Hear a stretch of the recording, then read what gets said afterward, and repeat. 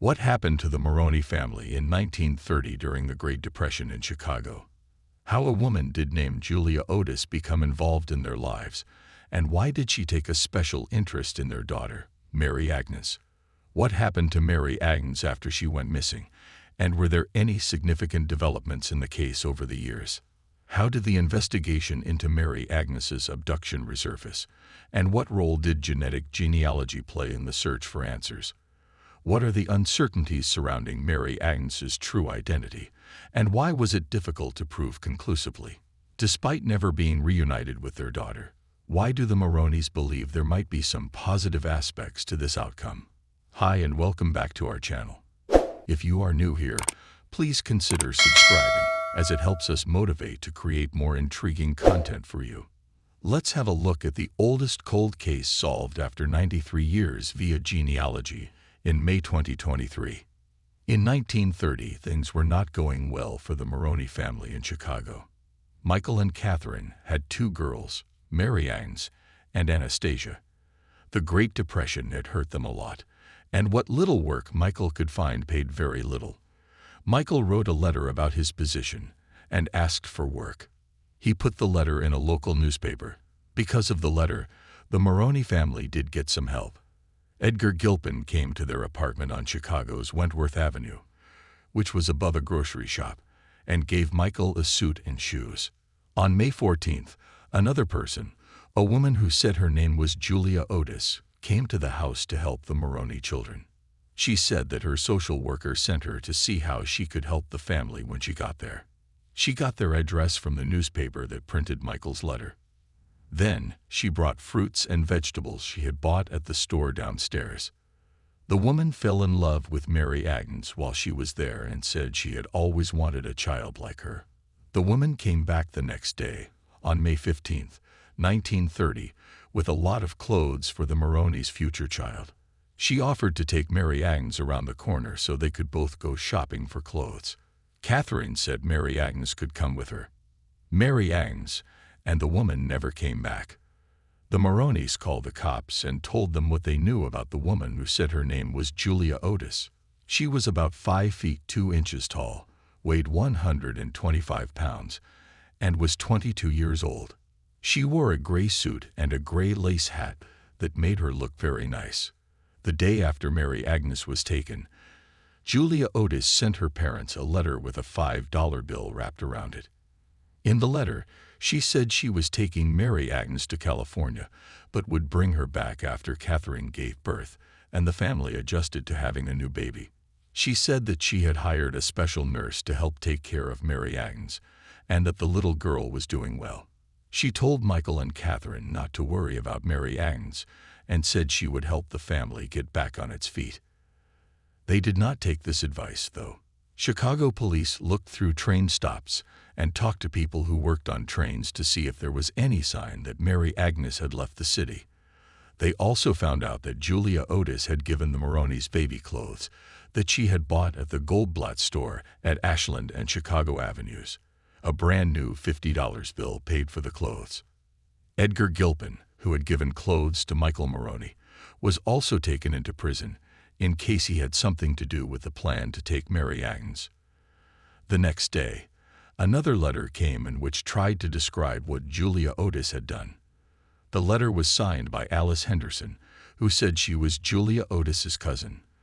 The letter said that Julia's husband had died before and that her child had died not too long ago. She broke down emotionally after the death of her child. It told the Maroneys once more that their daughter would be back in a few months. 4 days after Mary Agnes went missing, her parents were able to get an order from a judge charging Julia Otis with taking Mary Agnes. But Julia Otis was not found to face these claims, and Mary Agnes Maroney was not found to be with her family. The promises in the 2 letters turned out to be false, and no matter how many months passed, Mary Agnes never returned. In 1952, more than 20 years after Mary Agnes disappeared, a Chicago newspaper said they had found her and brought her back to her parents. Based on Julia Otis's message, the Chicago Daily News worked with a newspaper in California, where Mary Agnes was thought to have been taken. The Oakland Tribune released pictures of different members of the Maroney family. One man saw them and thought they all looked a lot like his wife, Mary Beck McClelland, who was 24 at the time. Mary was given a new family the same year that Mary Agnes was taken. The Chicago Daily News set up a number of tests, which they said did not rule out the possibility that Mary McClelland was Mary Agnes. An anthropologist looked at Mary McClelland's and the Maroney family's dental casts as part of these tests, even though the value of these tests is not clear based on contemporary scientific standards. The scientists said that Mary McClelland was really Mary Agnes Maroney because of the genes in her teeth. The paper set up a meeting between Catherine Maroney and Mary and said on the front page that the case was over, even though the paper said in their story about what they said was an emotional family gathering that Catherine thought Mary was her daughter. The Maroneys did not think that Mary was their daughter. Mary did not have a marking on her cheek like Mary Agnes, nor did she have a scar on her stomach like Mary Agnes did after she had surgery to fix a herniated navel. Catherine said that Mary was a great person and that she hoped Mary was her daughter, but Mary wasn't. Mary did become friends with the Maroneys and kept in touch with them. Because of the news attention in California, Maroney met another woman who thought she could be Mary Agnes. She, too, became a friend of the family. After Mary McClelland died in 2008, a DNA test showed that she was not Mary Agnes. And 10 years later, DNA showed that the other family friend of the Maroneys was also not Mary Agnes. Catherine and Michael Maroney would have 8 children altogether. Neither of them ever got over Mary Agnes's theft. Catherine got very sad and died in 1962 when she was only 49 years old. Michael died when he was 58 years old, and his last words were allegedly, "They never found my baby girl." Michael and Catherine both told their other kids that if their sister went missing, they would never stop looking for her until they found her. As the 100th anniversary of Mary Agnes's kidnapping got near, people all over the country and in Chicago paid a lot of attention to cold cases. In 2011, the office of Cook County Sheriff Tom Dart started a big investigation to find out who the John Does were that John Wayne Gacy killed. Over the next 10 years, they were able to figure out who 3 of them were. The office's Missing People Project was also trying to find women who had been missing for more than 3 years. Detective Jose Rodriguez was one of the people who worked for the unit. Detective Rodriguez started looking into Mary Agnes's abduction on June 10, 2022.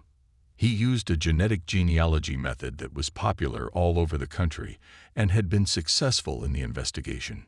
Detective Rodriguez talked to members of the Maroney family and found out that several of Mary Agnes's cousins had profiles on commercial DNA sites like 23andMe and Ancestry.com. Some of the family members had thought that these sites would help them find Mary Agnes on their own. When they heard that Mary Agnes's case was being looked into again and that their DNA could help, another family member also sent in their DNA. In the end, all of their results showed that they had a second or third cousin they did not know. Detective Rodriguez was able to reach this person, whose name was Lori Hard. She then gave them the contact information for her aunt Terry Arnold, whose mother Jeanette Burchard was now being thought of as possibly being Mary Agnes Maroney. Jeanette spent the first 6 years of her life in Chicago, only 11 miles away from the Maroney family. She had heard that she was born on April 14, 1928, and that her father died when she was only 2 months old. Her mother raised her, and then she had a husband. She was never abused, and she never went hungry, unlike many children who grew up during the Great Depression. She always had everything she could want. She grew up as a dedicated Catholic and went to a good school. In 1934, her family moved to Virginia, and then during World War II, they moved to Florida. She married Edgar Jennings in the 1940s, and they had 3 children. In 1961, she and her husband got a divorce. In 1977, she married Earl Thomas Burchard. In 1989, Earl died. Jeanette was a nurse for more than 50 years. She loved the opera, especially Madame Butterfly. She was also a fan of the Miami Dolphins since they started playing in 1966.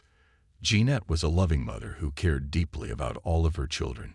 She would grow up to be a grandmother who was always there for her grandkids. She also loved her pets very much. She had all of her cats and dogs burned, and when she died at age 75, in 2003, their ashes were buried with her. When Detective Rodriguez called Jeanette's daughter, Terry, she was sure at first that her mother could not be Mary Agnes Maroney. She could not imagine that her grandma would take a child away. She chose to buy a DNA test to show that the detective was wrong. But when she got her results, they were not what she thought they would be. Even though Terry's mother's family was Polish, her DNA showed that she was not Polish.